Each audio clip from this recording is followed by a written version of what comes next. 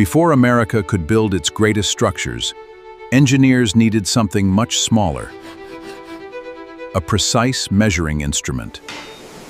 In Troy, New York, one company spent generations making those instruments. It was W&L.E. Gurley, a manufacturer of precision engineering and surveying tools. Their instruments helped engineers measure land, angles, distances, and levels with remarkable precision. Then, in 1876, Gurley introduced something unusual at the Philadelphia Exposition.